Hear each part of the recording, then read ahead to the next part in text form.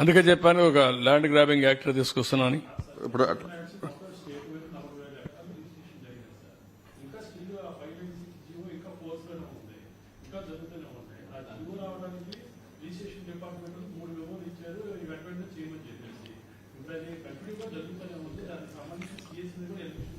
అంటే మీరు ఇప్పుడు మీకు చూశారు కదా, ముచ్చట పేరు పెట్టారు కదా, ఏమని?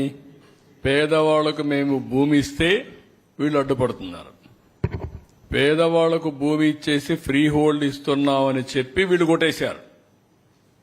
జరిగింది వాస్తవం అది. కానీ పేరు మాత్రం పేదవాళ్లకు మేము భూమి ఇచ్చామనేది.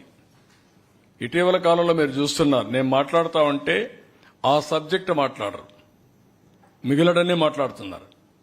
నేను ఒకటే అడుగుతున్నా, నేను మాట్లాడేదంతా కూడా సాక్ష్యాధారాలతో సహా ఉన్నా.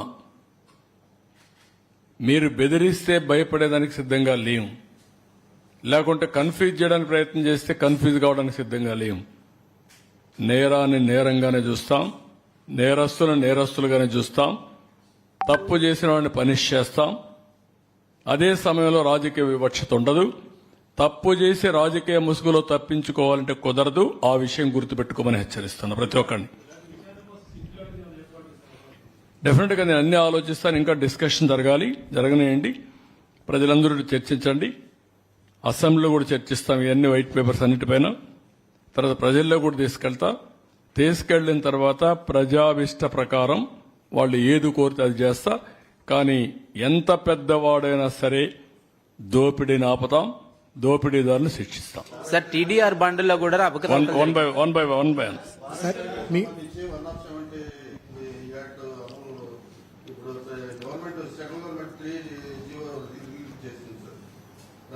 గిరిజనేతలకి అప్పగించవచ్చు అని చెప్పి ఆ పేరు మీద తీసుకుంటున్నాడు.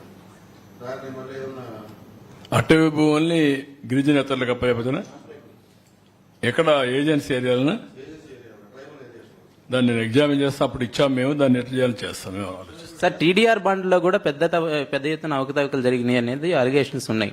ఏది టీడీఆర్ బాండ్స్ అది వస్తాను. పీడీఎస్ రైస్ కూడా జరిగింది. అవకాశం ఉంటే ఆకాశం హద్దుగా వెళ్ళిపోయారు వీళ్ళు.